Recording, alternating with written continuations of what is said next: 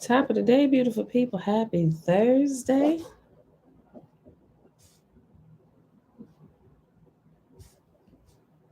It is the last day of the month, June the 30th, 2022, day 146 of year four of reading through the books of the law and the prophets, another 4-year consecutive day count.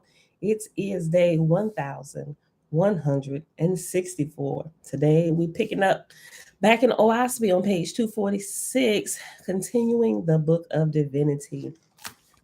May y'all continue to open our eyes and our ears to the truth, and may we apply it to our life every single day and be able to live in light and peace. That those who see us may be affected by our light, that they would begin to get a little light themselves and begin to help light the world in its darkest hour. Tiffany! Hey, girl, hey. Audrey, shalom. Mom, shalom. Auntie, grand rising. All right, beautiful people. If you're on YouTube, I posted the link for Facebook. If it start glitching over here, just click the link, hop on over. All right, y'all. 246, chapter 10. All right. In the 1200th year after Fragapati, in the east colony of Harati, one Situsk, a former lord of Jehovah's hosts, renounced Jehovah, the Creator, and falsely proclaimed himself Ahura, the All Master, and he took with him 3 lords of grade 88. Oh my gosh. First of all, how do you just walk away when you grade 88? I'm just like, bruh, you always got to be on watch. Okay. And falsely proclaimed himself Ahura, the All Master, and he took with him 3 lords of grade 88 and sub gods of grade 64 and 1,600 students of 800 years resurrection, none of whom were less than grade 60 and were sufficient to pass as bride and bridegrooms. So we already know that you can't even pass as a bride and bridegroom until you literally like have all the earth and the lower heavens like down pat, like you know it inside and out in your sleep, although they don't sleep. Um, you have to be at least grade 50 to graduate as a bride or bridegroom, right? So there was none less than grade 66, and the highest is grades 88. Okay. And after, let's see, Lords of Grade 88, and after and, it has reference number 5 at the bottom. It says, and 12 sub gods. Okay, so up here it just says sub gods. Um, but the foot reference says, and 12 sub gods of grade 64 and 1,600 students of 800 years resurrection, none of whom were less than grade 66 and were sufficient to pass as brides and bridegrooms. And these students took with them 36,000 teachers, factors, and physicians and nurses, all of whom were upward of grade 40. Oh my G, like y'all was like almost there. Now they gonna just set their whole self back. Terrible. Divine blessings. Verse 2. And Ahura appropriated to himself one colony of 110 million angels, together with colleges, schools, factories, and all things whatsoever belonging therein. And the 3 lords took their kingdoms, and by annexation made them part and parcel with Ahura's kingdom. Now these 3 lords and kingdoms comprise the largest habitable places of mortals in Vindu and Japheth, and the greatest heavenly places of angels in the first resurrection. Okay, so although I'm a little ticked that they did this, we did learn yesterday that there would be certain ones who would just leave, right? But Yah, he just lets them go do their thing, right? Because it says, verse 12 at the end of chapter 5. Matter of fact, I read from verse 10 to 12. And I got it marked in here, rise of false gods and false lords. First, let me mark my place right here. Okay, and back over here at the end of chapter 5, it says, If he doth not yet comprehend faith in all person, he shall be granted freedom to all the places where he hath served, and he shall be emancipated from all lords and gods, and from labor and education, and honorably discharged to pursue whatsoever he desireth in any place or heaven. And those are like the lower ones where he allows, after you get a certain point, he just allow you, like, if you don't fully comprehend and want to fall in the ranks with all light or Yah, he'll let you do what you want to do, right? But he also uses that Jan Grand Rising. He also uses that to his benefit, for the overall of the whole of everybody, mortal and angels alike. Listen, um, he shall be emancipated from all lords and gods, and from all labor and education, and honorably discharged to pursue whatsoever he desireth in any place in heaven or earth. Nor shall the lords nor gods take more notice of him than due respect and honor. Right? So if you see him, lay him alone, give him honor, due respect, and just let him go about his way. Right? Whereupon Div, son of all light, spake, saying, this also shall be part and parcel of the deviant law, which is to say, of the latter class of the ones that do this, that break away from Yah, of the latter class rise the false gods and false lords that oft set up kingdoms of their own in atmosphere. They shall not rise above the second resurrection. The voice of Jehovah came to God, saying, without the disbeliever in spirits, mortals could not find courage to smite serpents. Without false gods and false lords, the lowest Druhas would never be put to work. They who cannot be risen by persuasion may be aroused by less scrupulous masters who make slaves of them, right? So we need this. I wouldn't get caught up in it, but we need it. Just don't find yourself on the wrong side of light. I'm just saying, because it will be allowed to happen. And back at chapter 10, verse 3, page 246. And Ahura divided up the kingdoms he thus obtained, making confederate heavenly kingdoms sufficient in number to give place of dominion to his lords and gods, and to make sub gods out of all the 1,600 students. Wow, talk about putting a novice in office. After that, Ahura numbered his people, and thus were in his heavens more than 3,000 million souls. God sent messengers to Cetus, who had assumed the name Ahura Mazda, inquiring, admonishing, and admonishing, and inquiring, my Lord, whom I have loved, whom by my own hand was crowned in the name of Jehovah, why hast thou deserted the fathers' kingdoms? Wherein hast cause to complain against Jehovah? Wherein against me, thy God? O my son, my Lord, say not thou hast gone so far that thou cannot return. What canst thou ask of me that I will not grant unto thee?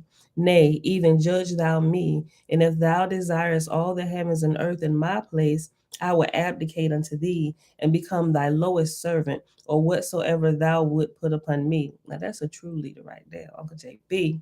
Shalom. Ahura returned this answer to wit, because I have nothing against thee, I have alienated myself and my kingdom from thee. I desire not thy kingdom, nor my own. Behold, I looked upon thee, and thou wert pure and holy. I looked upon the kingdoms of heaven and the kingdoms of earth, and they were impure and unholy. Then came certain brother lords to me, most wise lords, and they said, a less pure God, a less holy God would be more efficient. So I was persuaded to my course. God replied to this, saying, behold, we have a diva. Why spakest thou not thus? Why spakest thou not thus before me face to face? And thy three great lords were also deviants, and they were silent on the matter likewise.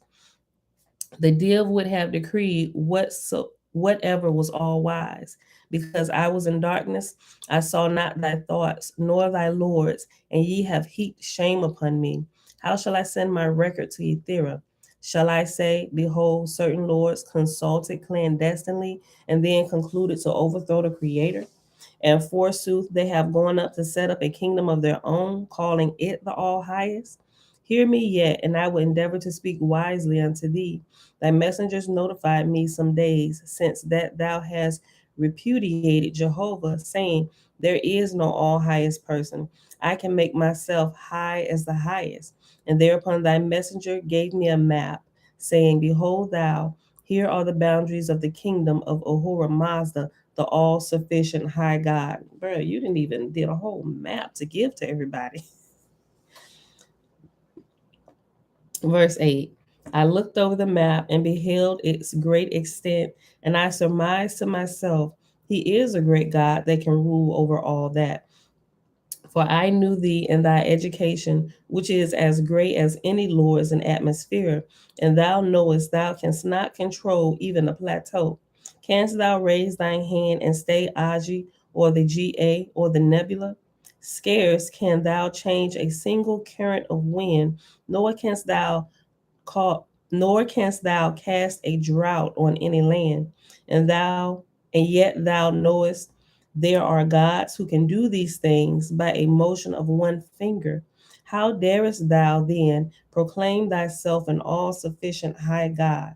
But I will not rebuke thee, for I desire thy love and thy help. I would win thee by any sacrifice I can make. Behold, there is great darkness in heaven and on earth, wherein I may be sure I will rebuke myself in after ages. I pray thee then, return thou to me and make exactions upon me and my kingdoms. With thy loss, behold, Diva is broken up. With thy dismemberment of heavens, others will follow. Alas, I will not look upon even that which my soul seeth. I plead for thy love and for thy assistance. Nevertheless, if the all highest light or the all best good showeth thee that thou art right, come not to me. I know the great spirit will sustain me, even though my soul is well nigh crushed to pieces by the loss of so fair a love. Oh, it's so beautiful. To this Ahura replied, How came the thought? How came the thought to me to do as I did, if it be not the wisest best course? God replied, Because of the long reign of GA, thou wert inoculated with darkness, even as a mortal on a rainy day loses his patience to be wise. Oh, that's beautiful. Then Ahura sent the following, to wit, I have been patient in mine answers, but now I will speak plainly. First of all, thou art all pure and most wise above all other gods. For more than 200 years I have been a faithful Lord unto thee and thy kingdoms. At, at first, the great light came to thee, and a voice came out of light. Then I feared and was awe-stricken, because I believed thee so near the Creator. Thine every word and act were to me worshipful. At last I rebuked myself, saying to myself, Fool, givest thou worship to man born of woman? Remember thy Creator only. But the times changed. GA fell upon heaven and earth. Our glorious kingdoms were cast down by the great darkness. So remember why Aji and GA fell upon the earth. Jehovah even told them that he was about to do this. Why?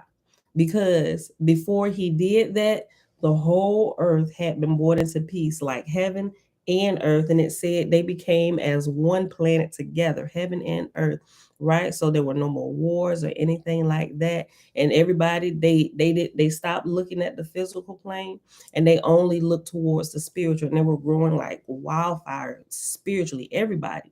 So he said, well, listen, everybody is they're completely focused on the spiritual realm, that the earth is going in shambles. Ain't nobody doing the work down here. He said, don't worry about that, son. He said, in 10 years, I'm going to come, and it's going to be a graduation for all those here now. He said, then I'm going to cast the earth into darkness for about 400 years. And was it 400 years? I think it was 400 years. And then he said what this will do, it'll retrain those people who are still there, the mortals who are still there, to begin to pay attention to the earth, right? Because they'll be walking around in darkness, can't really see. I mean, it wasn't dark like, it was dark to where they wouldn't hear the spirit of the Creator, they wouldn't get any kind of inspiration. But it was also like a overcast, like on the days that the sun doesn't come out, like that, right? So they will begin paying attention, tilling the ground. The whole purpose of doing that was to get the mortals working again, bring balance back, right? There has to be physical and spiritual. You need them together. You need them to grow appropriately, right? All right, so that was just a quick recap from yesterday. Great Spirit Jehovah, peace and blessings. Verse 14. But the times changed, GA fell upon heaven and earth. Our glorious kingdoms were cast down by the great darkness.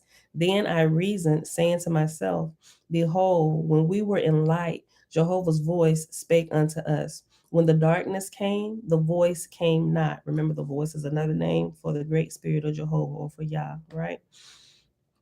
Behold, when we were in light, Jehovah's voice spake unto us. When the darkness came, the voice came not.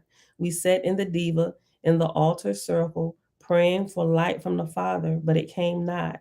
And I said, more we need the voice in darkness than in light. For 100 years we saw not the light of the voice, nor heard the voice speak. Thou hast said, thou hast heard us in thy soul. Who is there in heaven or earth that cannot say as much? In my soul, I no longer believe there is an all person. There are great gods, 1,000 times greater than I, but there is the end. Yea, some of those great gods may have cast the GA upon us, but it is not my matter. But that is not my matter. There is room for thee and thy people. Here is room for me and my people. Jehovah spake to God, saying, answer thou not, O horror, any more. Behold, I will interpret him to thee. I will even yet persuade angels and mortals that it is he who inspired Zarathustra, but he seeth it not himself. Suffer him therefore to go his way, neither take sorrow to thy soul. Have I not, from the lowest to the highest, given unto all men even that which they desired? Behold, I can use even bad men in the far future. This is beautiful. They're needed. So the false lords and the false gods, although you don't want to find yourself on their side of the kingdom, there Yah still uses them. We can't see in Oahspe to cover our head. Why? Cover your beautiful hair. See, because I ain't got to that part yet. See, in my personal vow, I cover my head because I'm a Nazarite and I wear on my head my consecration. So when I'm live, it's like I'm public before all the world, and anybody can come into this space, right? Anybody can come in. And we've seen since we've been here, people come in posting all kind of stuff, pouring links, all that stuff, which we politely clean up and go about our way, right? But there's an exchange of energy here. Although it's electronic, it's really more than that. So I cover what's sacred. When I'm in the sanctity of my own home with my family is sacred. I can uncover it with them and when we're out together. But anything else, I cover what's sacred. Just like you cover your private parts, aren't they sacred? Aren't they consecrated unto you? That's why I choose to still cover my head. All right. Now we got that out the way, y'all. All right. Verse 17. Jehovah said, for a long season, Ahura will strive to walk upright, but because he hath cut me off, he will also cut himself off in time to come. Behold, a mortal man striveth for riches honorably, and when he is rich, his riches cut him off from me by the ruin he casteth upon his competitors. Let me read that again. Jehovah said, for a long season, Ahura will strive to walk upright, but because he hath cut me off, he will also cut himself off in the time to come. Behold, a mortal man striveth for riches honorably, and when he is rich, his riches cut him off from me by the ruin he casteth upon his competitors. Nor can he extricate himself. Even so will it be with Ahura. His kingdom and his sub kingdoms and his multitude of officers will cause him to enslave hundreds of millions of Druhas, and they will draw him into a vortex from which he cannot escape. Oof, buddy, they tried to stop you. So God answered Ahura no more, but nevertheless his heart was full of sorrow. Now, when the time of the meeting of Diva came, God foresaw that not more than one half of them would be present, and he feared that the question might come up. But Jehovah said unto him, fear not, my son, for even though many more leave thee, Yet shalt thou preserve the diva to the end of this cycle. So it came to pass that Jehovah stilled the tongues of all the gods and lords of the diva in reference to Ahura, even as if they had never known him. And Ahura sent quizzers to different gods and lords afterward to learn what action the diva had taken in this case. But when he was told that he had not been mentioned, he became angered, and he swore an oath that he would build the largest of all heavenly kingdoms. Bruh, you ain't really want to go if you got to send people back. Hey, what they say? Anybody say anything about me?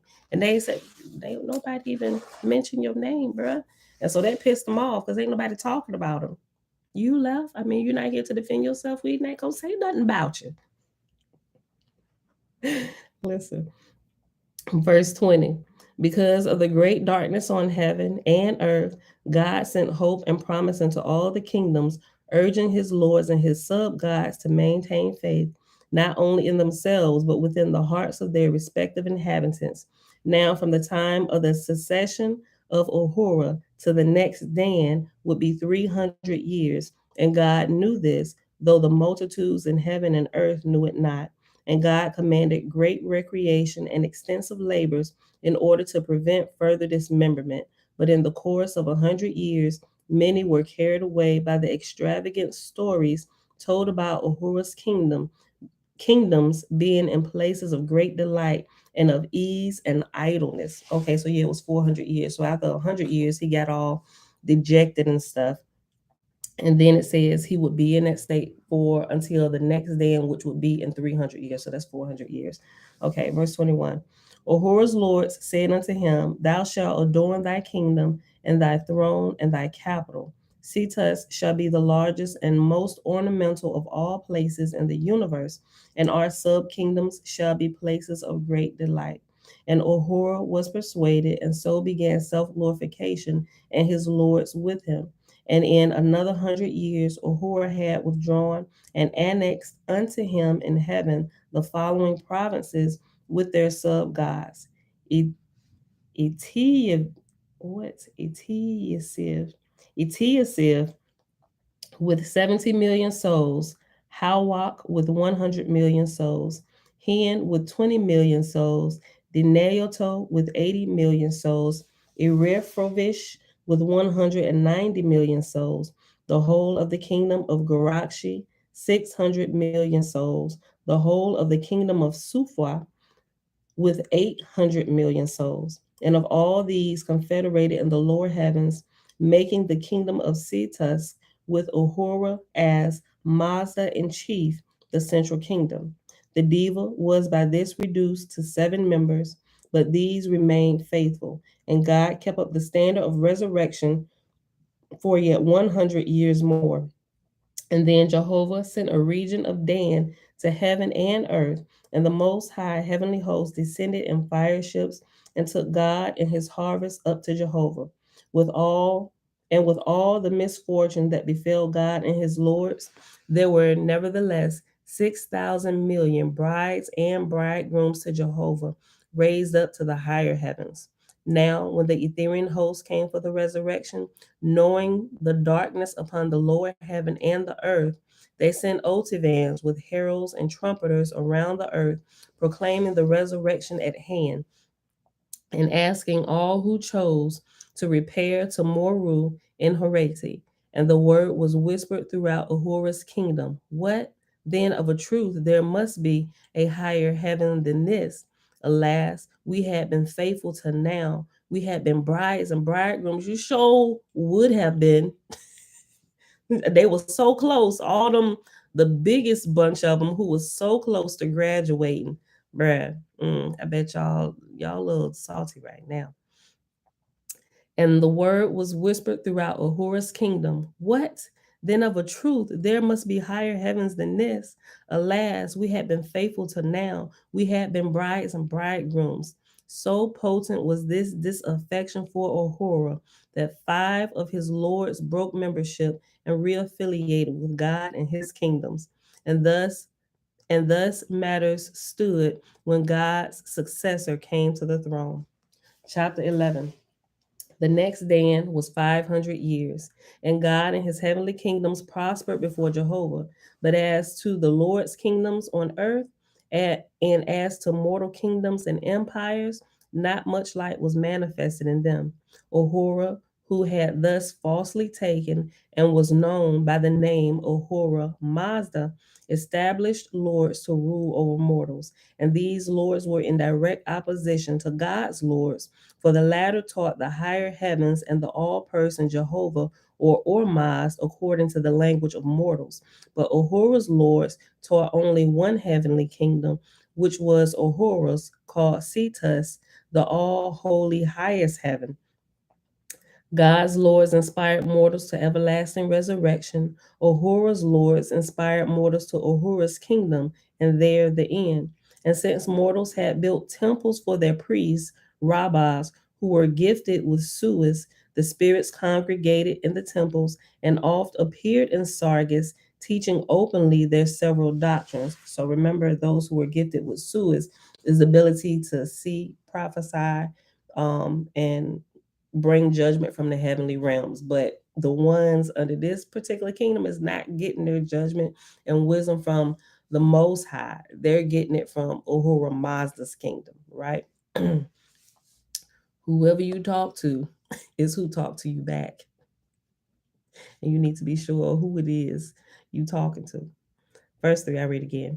God's lords inspired mortals to everlasting resurrection. Ahura's lords inspired mortals to Ahura's kingdom, and there the end. And since mortals had built temples for their priests, rabbis, who were gifted with suis, the spirits congregated in the temples and oft appeared in sargas, meaning they were able to bring elements and show themselves. Those who were already graduated from the earth, they were able to clothe their spirit in what seems to be flesh and teach. And since mortals had built temples for their priests, rabbis, who were gifted with suis, the spirits congregated in the temples and often appeared in Sargis, teaching openly their several doctrines. And the Ashars that labor for Ahura extolled the glory and the light and the delight of Cetusk and the wonderful majesty and power of Ahura. But the Ashars of God's host inspired and taught of the great spirit unapproachable. For 500 years were God's hosts confronted with this opposition, and it came to pass that mortals, especially in Vindhu, were divided into two great classes of worshippers. And just before God's successor came into dominion, he propounded the matter in Diva, whereupon all the members spake at great length. Afterward, Diva decreed, whatsoever is worshipped, having comprehensible form or figure, is an idol. Read it again. Whatsoever, I need my highlighter. I didn't highlight this part. Pink. Whatsoever is worshipped, having comprehensible form or figure, is an idol. He that worshipeth an idol, whether of stone or wood, or whether it be a man or an angel, sinneth against the Creator. This was given unto all God's lords, and by them to Ashars, and commanded to be taught to mortals by inspiration and otherwise. When the time of Dan came, there were 7,000 million brides and bridegrooms raised up to Jehovah's emancipated worlds, and the succeeding God and lords came into dominion under more favorable auspices, but which were not to continue long. Trina, hey girl, hey. The diva had extended to 14 members, and God's lords had succeeded in securing kingdoms in principal parts of Japheth, Vindhu, and Arabinia. On the other hand, the emissaries of Ahura the False had been most active in extending the kingdom of their idol. Ahura was most cunning with the last deviant act. Instead of interdicting it, he altered it, so it read as follows, to wit, whatsoever is worshipped, having comprehensible form or figure, is an idol.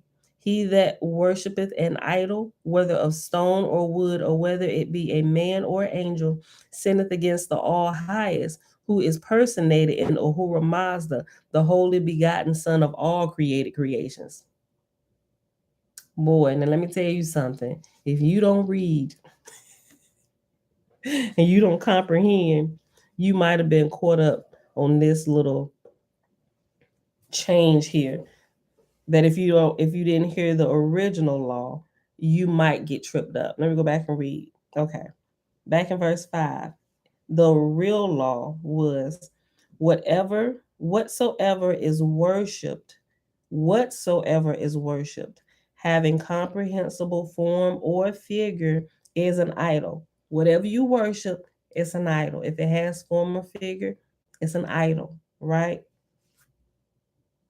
The JC worshipers, he's a form and he's a figure. That's idol worship. Just in case you didn't put that part together yet.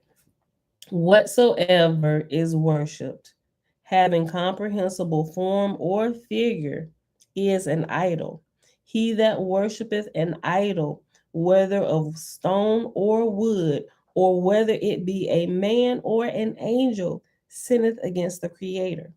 Right? And so Ahura Mazda changed it to this: whatsoever is worshipped, having comprehensible form or figure, is an idol.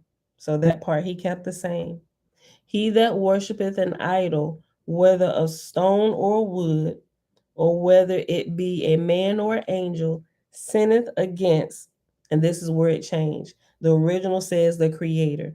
Here he changed it to sinneth against the All Highest, who is personated in Ahura Mazda, the holy begotten Son of all created creations. That last part just contradicted the first part. It said whether it be a man or an inanimate object, wood or stone, right? So the last portion of it contradicted the very first part. Okay. Verse 8. And next, Ahura determined to found a second heaven, decreeing to his emissaries as followeth, to wit, behold, Garakshi, the heavenly region belonging above the lands of Helest. Thither will I build a new heaven, greater than all the other heavens, save Cetusk. And when Garakshi is well founded, I will people it with millions of mighty angels, gods, and lords. And my host shall descend to the corporal earth, to the lands of Parsi and Arabinia, and they shall obsess mortals day and night, and inspire them to go to Helest, where they shall build great cities and kingdoms unto me and my host. And when these things are fulfilled, behold, I will send my host to Europa and build there also heavenly kingdoms and mortal kingdoms. And when these are established, behold, I will send into other countries one after another until my heavenly kingdoms embrace all places and until all the earth is mine. For I will be God over all, and ye that labor with me shall be my lords and sub gods forever. And my kingdoms and your kingdoms shall be bestowed with glories and ornaments, the like of which never was. Neither shall the gods of other worlds come against me or mine to carry my people away. Or to carry away my people. They shall no longer flatter them, calling them brides and bridegrooms to Jehovah, a thing none can see or comprehend. Oh boy, he's just digging his grave deeper by the day. And Ahura and his emissaries set to work to carry out these decrees. And in 200 years, they had inspired the Parsians and the Arabians to immigrate by tens of thousands to the land of Helest, which was inhabited by droogs and wanderers full of wickedness. Okay, and after Helest here, it has reference to letter F, which we go to page 262 at the end of the chapter. F says, by reference to map, by reference to the map, it will be seen that Hellas included ancient Greece and the land of the Trojans. In another place, it is shown that the languages were Parsi, Indian, Chinese, and Arabic. 1882 edition.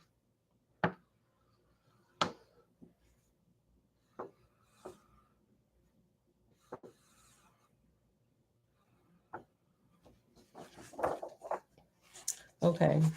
Back to the middle part of verse 11. Matter of fact, I'll start at the beginning. And Ahura and his emissaries set to work to carry out these decrees, and in 200 years they had inspired the Parisians and the Arabians to immigrate by tens of thousands to the land of Hellas, which was inhabited by droogs and wanderers full of wickedness. Ahura inspired his immigrants to fall upon the native droogs and destroy them, wherein had come to pass that which Jehovah had spake in Moru, saying, they who cannot be risen by persuasion may be aroused by less scrupulous masters. For whilst Ahura's hosts were slaying the Droogs of Hellas by tens of thousands, gods of heavenly hosts were receiving their spirits and conducting them away to other atmospheric regions.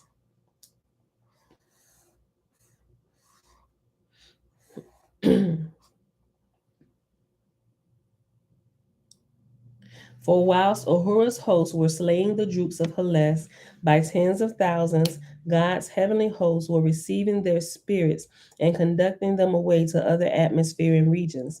These then were the divisions of mortals on earth at this time. First, the Ehines, who were the original Faithists, and they were capable of prophecies and miracles to such an extent that all other people called them the sacred people. Neither did the great warriors of other nations and peoples molest them. The Ehines lived secluded and separate from all other people. Nevertheless, they were the seed of everlasting life on the earth and the foundation for raising up prophets and seers unto other peoples. I like this part.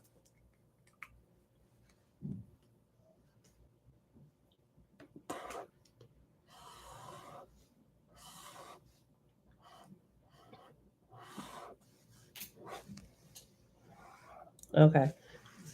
Even as the mother of Zarathustra was of the Ehines, so was it with all men and women born into the world with Suis and Sargus. For being near Jehovah, they had faith in him and him only.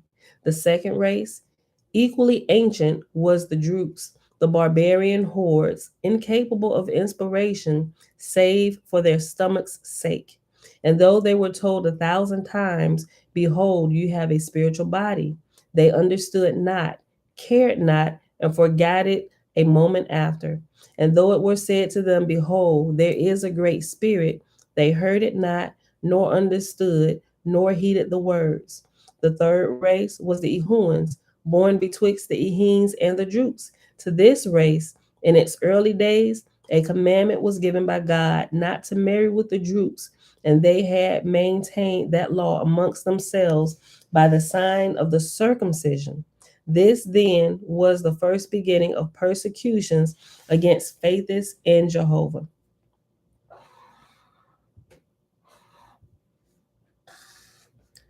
Verse 14.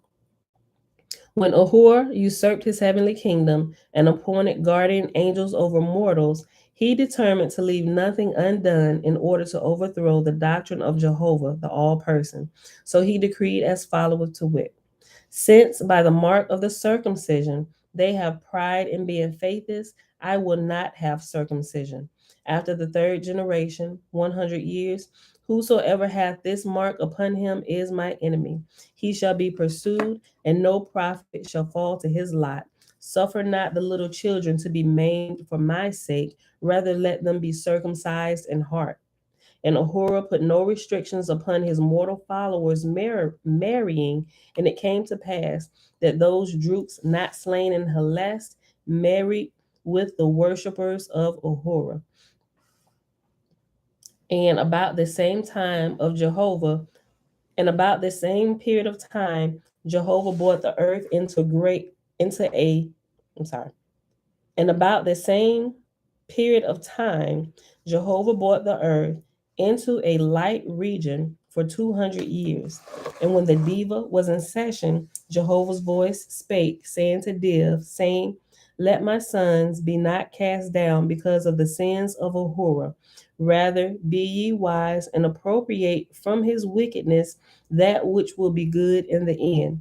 For as it was not lawful for my people to marry with the Droogs, behold, Ahura hath made a law on his own account against circumcision, and it shall come to pass that by their sins even Droogs shall be raised up to learn of me and my kingdoms.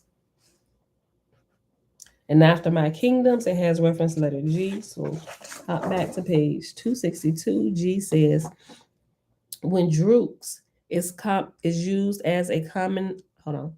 When Droogs is used as a common noun, it refers to any spiritually ignorant person. When used as a proper noun, it refers to the now extinct race that was born of Ehin and Asu, 1882 in lowest edition. Okay. So Droogs here was capitalized, referring to the actual people that are actually extinct now. Okay. And it came to pass that a fourth race rose up in the world, and it was mongrel, being dark and short and less noble. The Ehuans were red and brown and tall and majestic. The Ehins small and white and yellow. And after yellow, it has reference letter H. It is worth noting, reiterating that the Ehin and Droog races are extinct. All current races of any complexion or appearance are descended from the Ehuans and the Gans. Also refer back to the Lord's fifth book, chapter 3, verse 4. Let's go there real quick.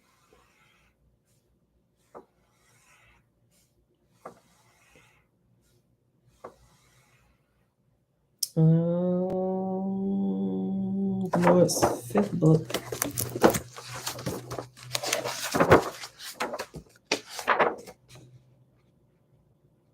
Page 122.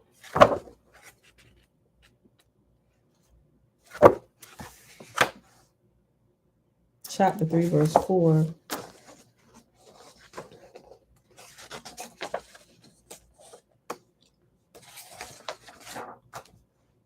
Chapter 3, verse 4. It's on page 127. I thought I highlighted this before I just kind of made a mark. Okay. It says, of all colors, black, white, yellow, copper, red, and brown were the tribes of Ham. Nevertheless, they were Ehins, faithists, having flat nails and short arms, and of such as desired to acquire knowledge. And I brought them into a country of sand fields and of fields of rich pastures interspersed, where lived but few natives, the dark people with short hair. Neither omitted I even the hair of the head of man without providing testimony of my word. Okay.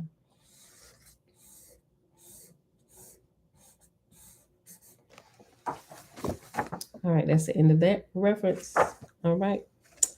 Verse 18, back on page 249. And it came to pass that a fourth race rose up in the world, and it was mongrel, being dark and short and less noble. The Ehuans were red and brown and tall and majestic. The Ehins small and white and yellow. And Jehovah put these marks upon his people that the races might be read in 1,000 years. Not red like R-E-D, red, R-E-A-D.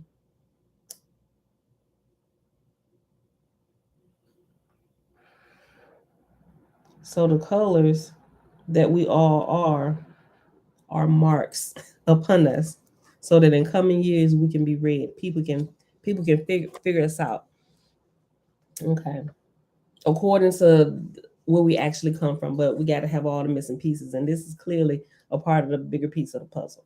All right. And Jehovah put these marks upon, let me start the whole verse over, verse 18. And it came to pass that a fourth race rose up in the world, and it was mongrel, being dark and short and less noble. The Ehuans were red and brown and tall and majestic. The Ehins small and white and yellow. And Jehovah put these marks upon his peoples, that the races might be read in thousands of years. Ahura perceived this. One of his lords said unto him, and after him it has reference number 6, and it says, said unto him, behold, the marks of Suis are written. Then Ahura sought us to disprove Jehovah in this. He said, okay, I'm going to start reading it over again. Verse 19. Ahura perceived this. One of his lords said unto him, Thou, Ahura, soughtest to disprove Jehovah in this. Ahura said, Behold, there are two senses to all men, the S and the corporal, or the spirit and the flesh. S is spirit, corporal is flesh, right, or physical. Behold, there are two senses to all men, the S and the corporal. When one is in abeyance, the other active. This is suis. Call together thy companions and find a remedy, for I will prove all things in heaven and earth. For 50 years, Ahura and his host tried by other means to have born into the world a great prophet, seer, but failed. Ahura said, I know the way of the Lewis. They decoy the Ehim men to go with the Ehuan damsels, but I have sworn there is no Jehovah. How then shall I go to the sacred people? And after all, such a prophet might prove treacherous to my kingdom. So Ahura commanded the emissaries to weigh the matter for other 50 years and then to solve the problem. Now, pay attention to this on how they create prophets out of newborn babies, prophets and seers, right? You have those. Um, I don't know that they necessarily still do it like this today, but they're definitely like y'all ever seen movies like what's a good one? I want to say um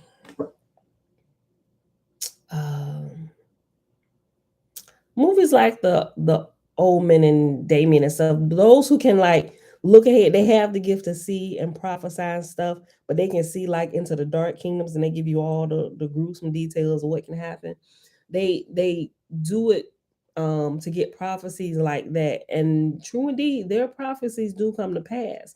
But they don't tell you the full extent of what happens because just like there's a dark side, there is a light side, so to speak, if you want to look at it that way, you know. So if you, not that y'all do, or if y'all have, or like we talked about before, people who read crystal balls and tarots and stuff, a lot of times they can give you true information, but they don't give you the full extent.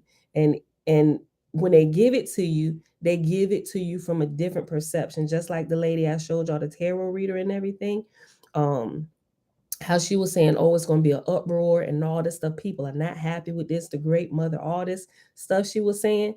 True indeed. And we can see that happening. But a lot of people get it all chopped and screwed. There's like, they think this is the ultimate truth when it's not. It's the flip side, it's the dark side of things. And they're giving it to you from their perception, and their perception is skewed. Right? You need to look at it from a bird's eye view, from the higher perception on why it's being done, right? Not just to save the lives of unborn babies, but also to cause what, here's what they said. Okay, so they said, oh, they're taking away women's right and choice to do whatever they want to do with their body. You can look at it that way, and it seems to be that way. But the real case is bringing those same women who want to do whatever things willing. And we're not talking about the women who truly have been like abused and they really have to make a decision. They are really the very minute minority, if there is such a thing, right? And it's not those women, except for the ones who haven't been healed, but it's very, very, very, very, very, very, very few of those women that's a part of that group, right? Those who have been healed are still pro-life, to whereas the other ones, they want pro-choice. Let us do what we want to do, right? But the higher law says, yeah, it may look like we're taking away your choice, but we're not. What we're doing by doing this is causing you to become more accountable for your life, so you're not out here in the streets being a whore, right? If you were not here in the streets being a whore, sitting on everything you can find, you wouldn't have to worry about having an abortion, right? So the higher law is to bring you into accountability before a child is even created and born into this world, right? They don't give it to you from that perspective because they don't want to take responsibility for themselves, right? But I digress. I'll go back to verse 20. Behold, there are two senses to all men, the S and the corpore. When one is in abeyance, the other active. This is suis. Call together thy companions and find a remedy, for I will prove all things in heaven and earth. For 50 years, Ahura and his hosts tried by other means to have born into the world a great prophet and seer, but faileth. Ahura said, I know the way of the Lewis. They decoy the Ehim men to go with the Ehuan damsels, but I have sworn that there is no Jehovah. How then shall I go to the sacred people? And after all, such a prophet might prove treacherous to my kingdom. So Ahura commanded his emissaries to weigh the matter for other 50 years and then to solve the problem. So Ahura's emissaries inspired thousands of experiments to be made, whereby a prophet or a seer could be made amongst the mongrels. And Jehovah suffered them to discover, now listen to this, y'all. You must be new, Heidi. And shalom. Well, thank you for entering our space. We are not under the kingdoms of the false gods and false lords, and the true creator looks at his men and his women equally. He don't tell the women that they can't teach, right? Because in Yahuwah's world, he gave women to be the first teachers of the world. You got children, and women are also the first teachers of men. Think about it. That's not, I didn't create this. We can look at nature and see what the truth is. Verse 22. So Ahura's emissaries inspired thousands of experiments to be made, whereby a prophet or seer could be made amongst the mongrels. And Jehovah suffered them to discover that by pressing down the front brain of infants, they could be made capable of suis, or being made to see prophetically and pull judgment from the spiritual realm, right? And Jehovah suffered them to discover that by pressing down the front brain of infants, they could be made capable of suis. And infants were strapped on boards, and another board strapped on the forehead to press the head flat. And every day the headboard was strapped on anew, tighter and tighter, until the forehead, which holdeth the corporal judgment, was pressed flat, and the judgment of the brain driven up into light, perceiving regions at the top of the head, right? So if we know anything about our body, um, or and how we were created, what they call the pineal gland, they also call like the seat of the soul or whatever, right? If that is calcified, you are literally spiritually dense. Like you can't perceive anything spiritual that's calcified, right? But when you begin to clean up your diet and you go plant-based, or let's not say diet, let's just say lifestyle, and you go plant-based, what happens is fruits and natural fruits and veggies will begin to decalcify your pineal gland, and you will begin to realize that you are becoming more spiritual. Why? Because this up here in your brain that everybody has, it's all the gunk and the salt deposits, all those things that gather around it that make you spiritually dense. It begins to melt away, and now you can perceive spiritual things, right? That's something, if you practice it, you will know, right? Okay.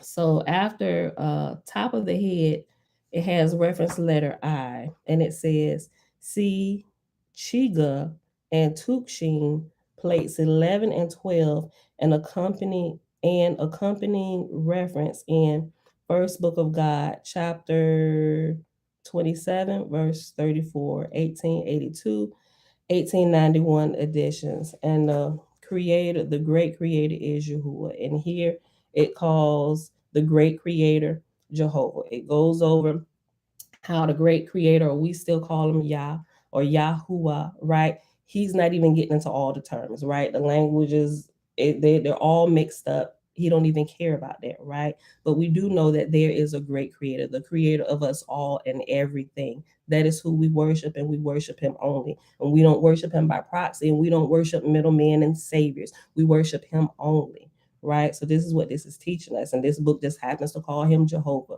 but we know him to be the great creator, the great spirit of all. And I know if you come from the Hebrew camp, they get into the J's and the whole, and this is this, and we ain't even getting into all that. All of that is garbage.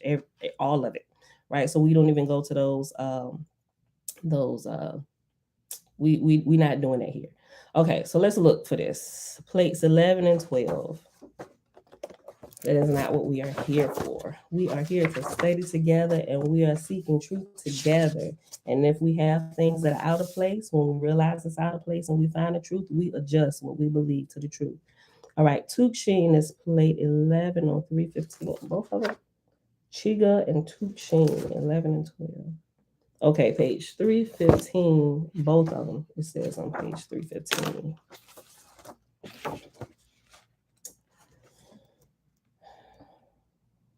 Okay.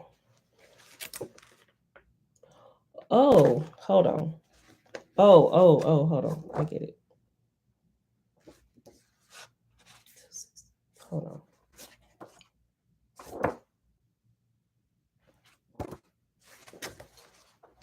Okay. Lord, y'all. Oh, this is my place. Hold on. This right here. Okay. Okay, so on page 315, if you got it, it shows plate 11 and plate 12. Okay. This is plate 11. This is plate 12. This is, what's that? 11 is Tukshin, and this is Chiga. Right, so see this plate on this dude's forehead, pressing it all the way back.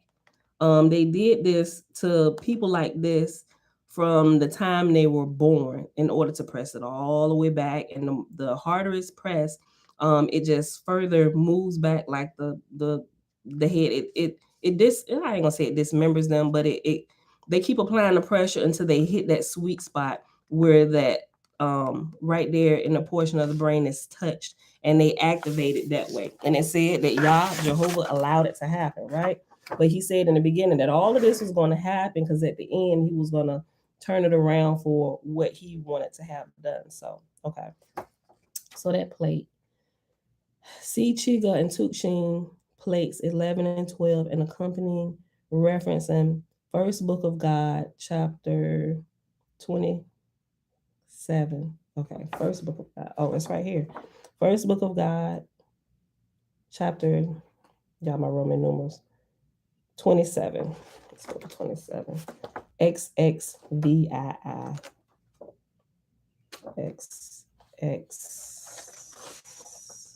XXV. Oh, it's right down the same page. Duh. Okay. XXVII, verse 34. Okay.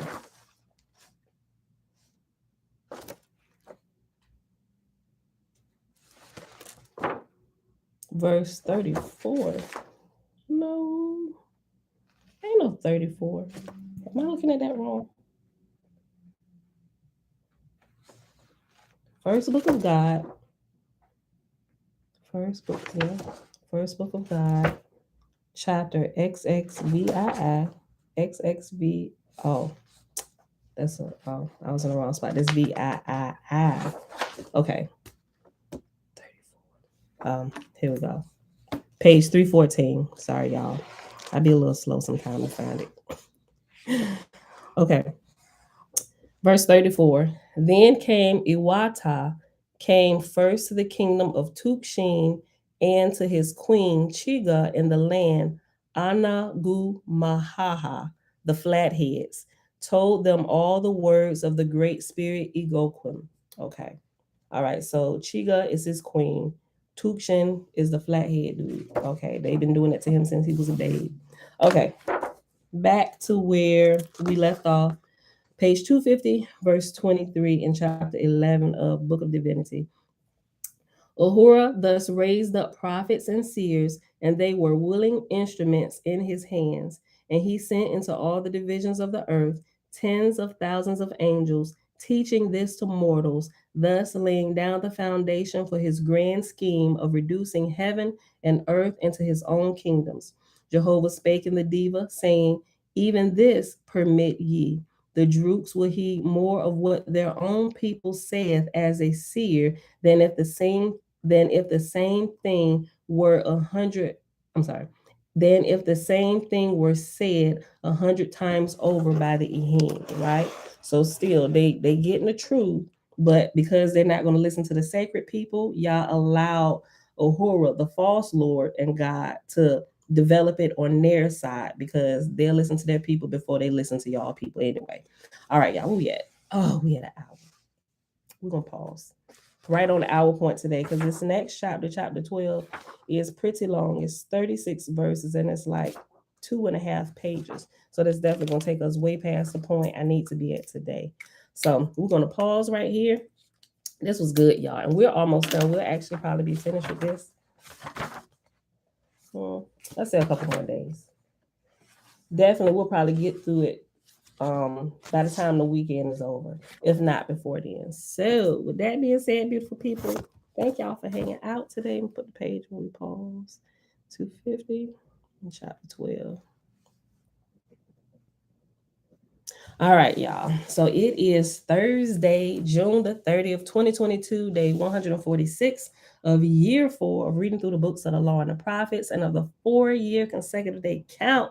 Y'all, we've been here 1,164 days without the Sabbath, and the days I had to take an extra sabbatical to restore myself, my body, right?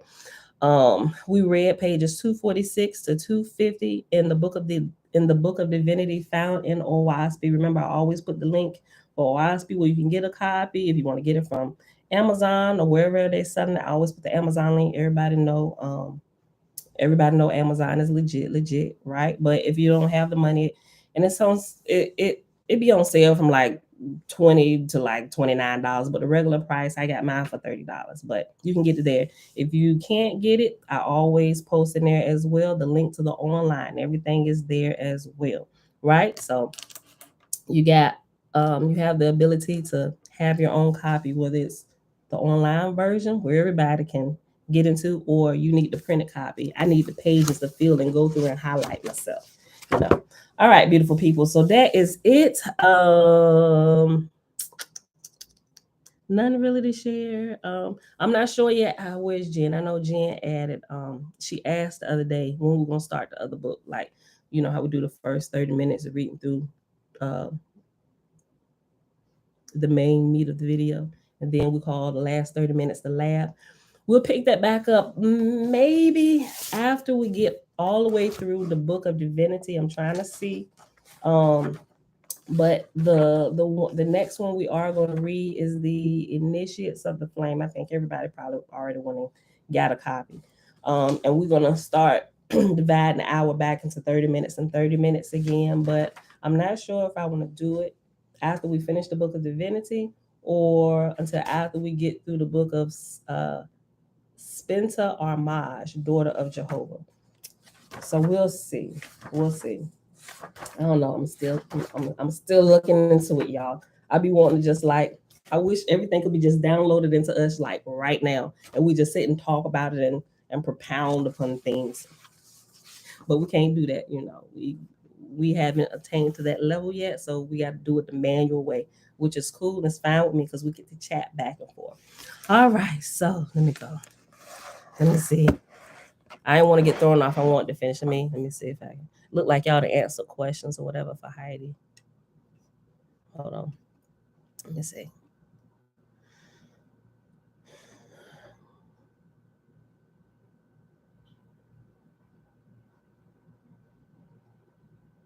Francis, shalom, shalom.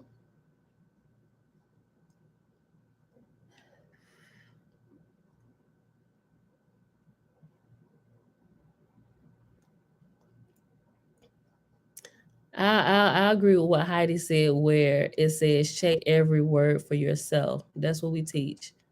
Check every word, right? We already know who the author of the Bibles, how all of this was created, right? We've been checking, we've been doing our due diligence. Thank you, Audrey. I'll read Audrey comment.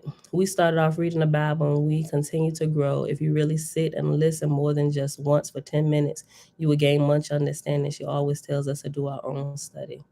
Alicia said, Heidi, I think everyone here has surpassed you a little. Did you know that the Bible is the youngest holy book?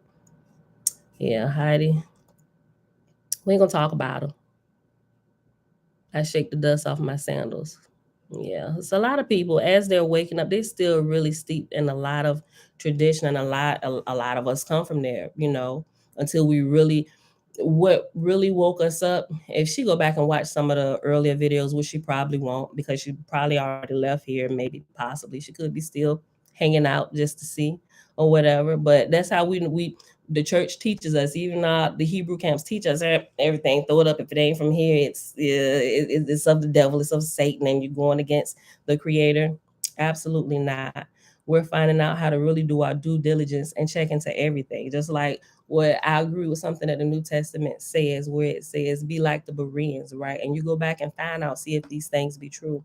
And what we have learned from after the 3 years of constantly reading the Bible word for word, all the way through our first 3 years here. It's recorded. Hide if you hear, you can go back and you can watch, right? Watch how we've grown, watch how we've come to the decision, how we've taken every single thing and we went through it. And I think that's what our Creator wants us to do. He wants us to be smart. He doesn't want us to be a bunch of followers. He wants us to be responsible for our own salvation, if you want to call it that. Do our own due diligence. Don't just believe what's been constantly taught just because it's been taught for so long and you've been born into it, right? Because there were a lot of questions that we weren't getting answered, things that was happening to us spiritually, those of us that have spiritual gifts. And there's a lot of us here who have spiritual gifts that they don't explain the right way, something that just don't sit right with us, right? And we need answers, and apparently they weren't giving them, because either one, they were ignorant, or two, they knew and they withheld information. And the more we researched and we did our own due diligence, doing our own personal study, not just people showing up here to hear me talk, right? You go do your own stuff. You will develop your own relationship with the Creator, and He will begin to bring light to your eyes and light up the dark places, right? So we've been lighting up the dark places in our lives, right? And we bring it out. If we find out something, oh shoot, that was wrong, we should not have been doing that, we will repent and we will get it straight, and we will adjust our lives to the truth, right? And everybody should do that.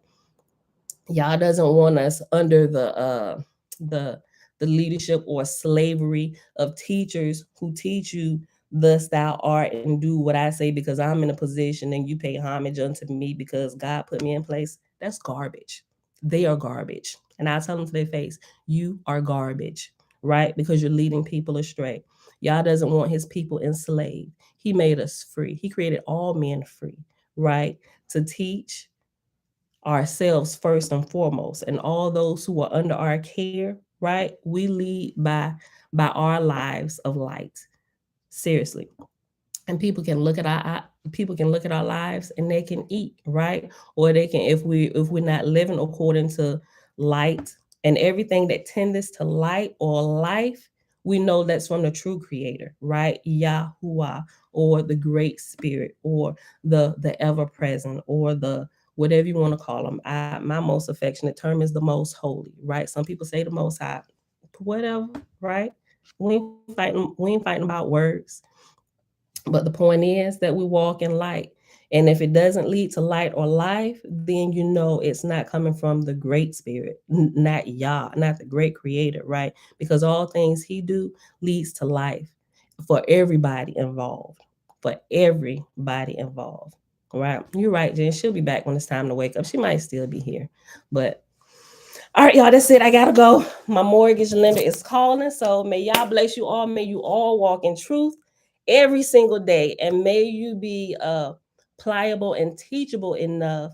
And if you full of ego and you got the big head, may y'all help you deflate it a little bit so you can see, right? Because everything is for your overall betterment in all that you do, right? Don't stunt your growth by being thick-headed and holding on to doctrines that you can't even prove yourself, right? Everything that the Creator gives us is provable, and He wants us to personally prove it on our own time when we're ready, right?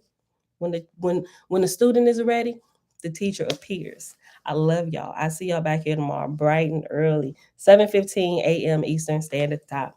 Peace.